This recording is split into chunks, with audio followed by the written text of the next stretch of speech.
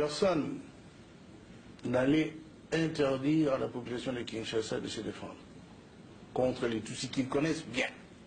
Ils les ont vus à l'heure.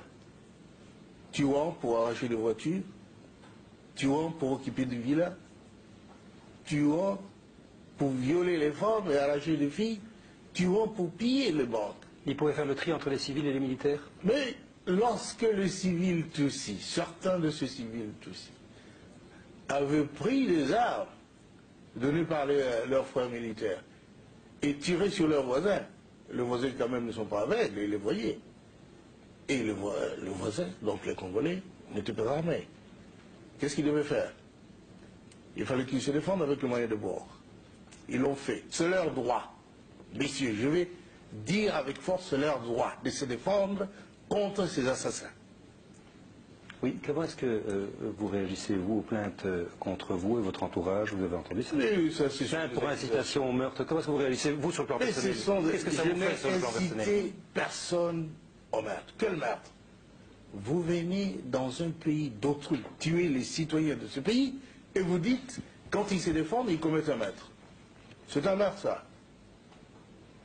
Pourquoi, lorsque l'armée rwandaise était présente à Kinshasa avec votre accord, puisque vous étiez alliés, Si. vous n'avez pas dénoncé les pillages, les meurtres que vous dites, dont vous venez de parler à l'instant? Et pourquoi sont-ils partis, si je ne l'avais pas fait? Mais ça a duré un an. Et ça a duré un an, nous étions des alliés. Et quand il y a des contradictions, on les traite entre alliés. On ne les traite pas devant les places publiques. Ils avaient fait partir parce qu'ils se comportaient mal, à votre avis? Parce que d'abord, ils ont massacré des gens sans que le gouvernement congolais sache à Bandaka et à partir de Kisangani. Deuxièmement, parce qu'ils se conduisaient en pays conquis, tuant, pillant, je viens de le dire, et puis ils se sont même immiscés dans la politique intérieure de notre pays.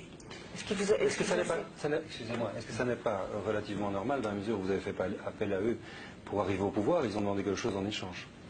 Ou vous y attendiez? Enfin. Messieurs, notre alliance était une alliance d'intérêt. Comment allait-il durer au pouvoir si nous n'avions pas, nous, forces armées congolaises, maintenu les Hutus en état d'incapacité opérationnelle? Ils en avaient besoin. Et c'était de ça que nous avions parlé lorsqu'ils devaient nous laisser le temps de faire passer les armes pour entrer aux Zaïd alors. Nous n'avions qu'une mission, chasser la dictature chez nous et démocratiser la société. Les deux, nous sommes contents de ce qui s'était fait. Mais ils ont voulu maintenant plus. Oui. Ils ont voulu être le maître de notre pays. Et ça, c'est impossible. Avez-vous échappé à des tentatives d'attentat? Pardon? Avez-vous échappé à des tentatives d'attentat?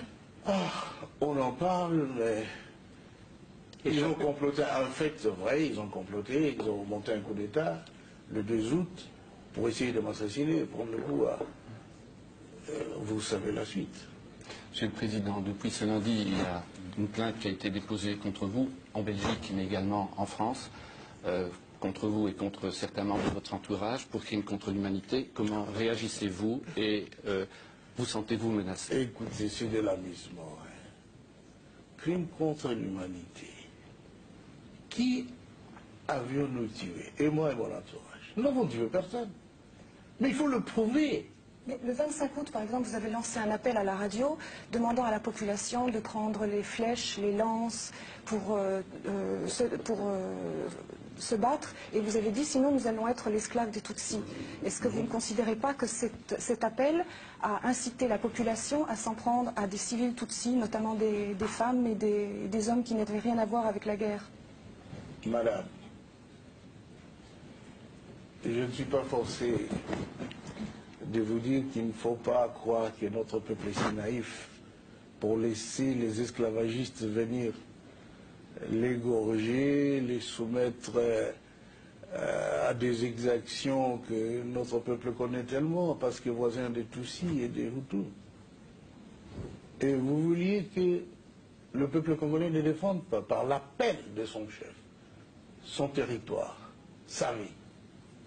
Qu'est-ce que c'est pour un pays? Même chez vous ici en Europe, on a fait des appels pour vous défendre contre les nazismes.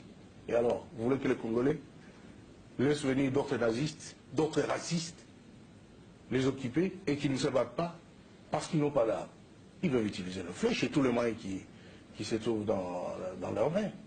Et ils l'ont fait. Est-ce que ça veut dire que lorsque vous vous êtes alliés avec les Rwandais au début de la guerre de libération, vous avez fait preuve de naïveté si vous ne saviez pas qu'ils étaient comme ça, puisque maintenant vous dites qu'on sait bien qu'ils sont comme ça? La question, est-ce que vous avez mal choisi, est-ce que vous avez mal choisi vos alliés? Nous n'avons pas mal choisi les alliés. Dans la politique, il y a la tactique. Et puis, c'est momentané, les alliances, parfois. Et lorsque ça tourne mal, chacun a intérêt, son intérêt de son côté, parce qu'il sait pourquoi il a fait alliance.